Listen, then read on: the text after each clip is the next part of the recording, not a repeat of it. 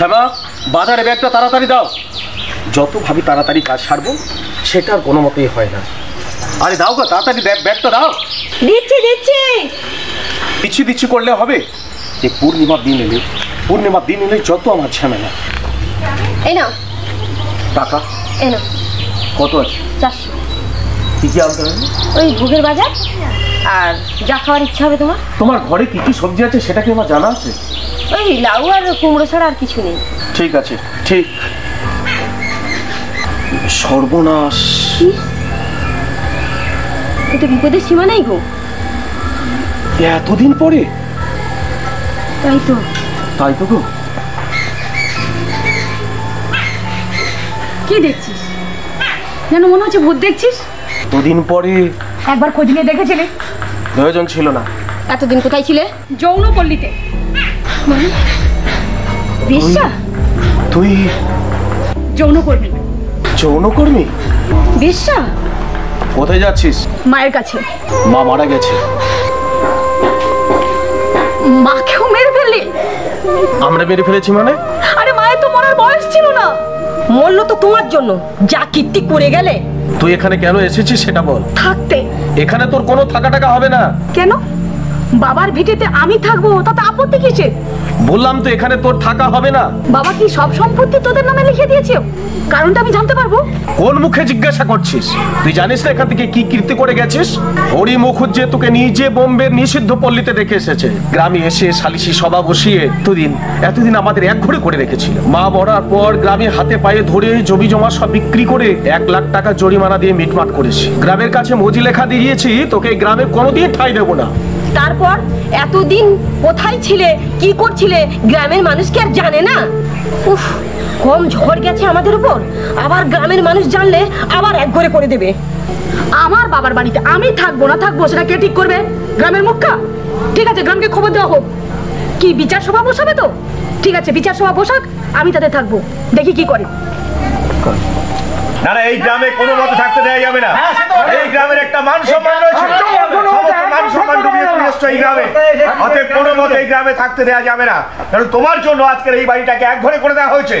সবকিছু বুঝে শুনে কোনো মতে এই গ্রামে ঢোকা যাবে না। কোনো মতে থাকা যাবে না। এই গ্রামের সব মাটিতে মিশিয়ে দিয়ে আচ্ছা ঠিক কোনো মতে থাকা যাবে না। আরে বাবা, আমি তো আছি নাকি? বসো বসো, সবাই বসো।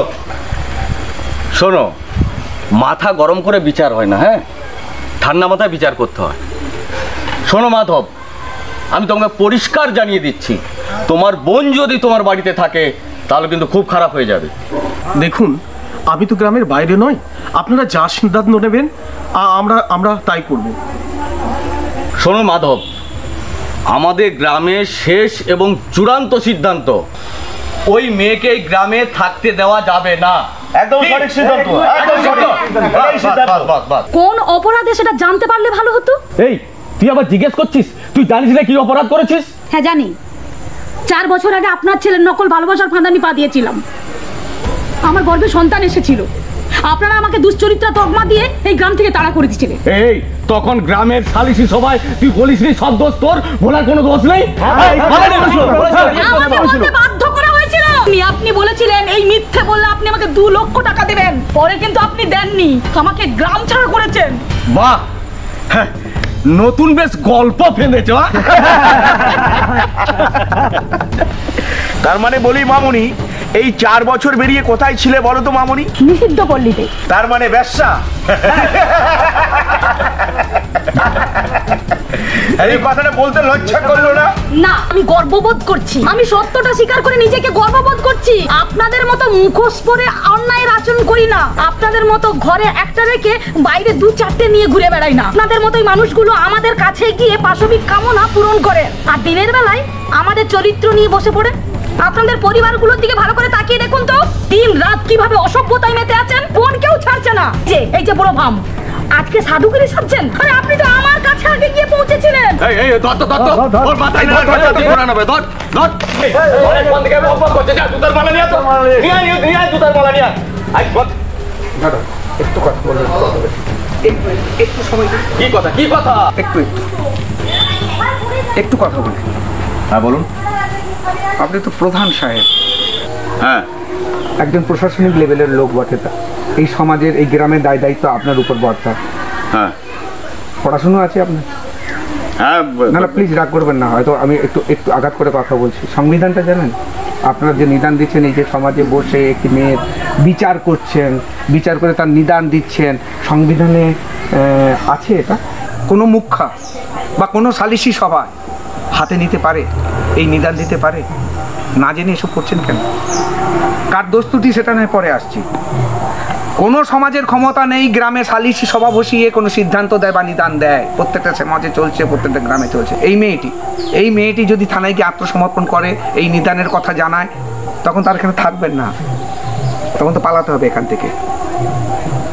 আপনি এর দাদা, রক্তের সম্পর্ক আপনার সঙ্গে।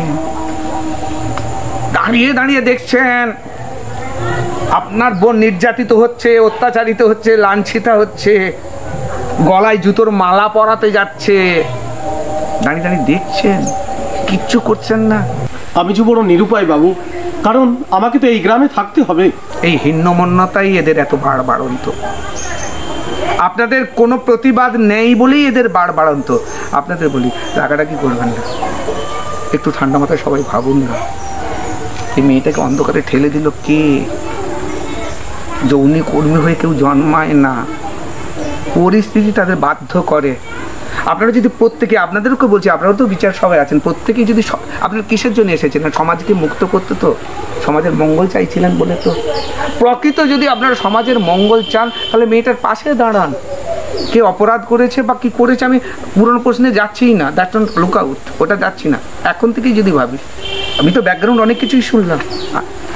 এখন মূল গল্প যদি ভুলও করে থাকে কোনো একটি মেয়ে, তাকে কী করা উচিত ছিল? কাউন্সিলিং করে আমাদের মূল স্রোতে ফেরানো ছিল। এখানে গল্পটা ছিল আলাদা আলাদা, আমি অত আটকে যাচ্ছি না, ওটা ছেড়েই দিই।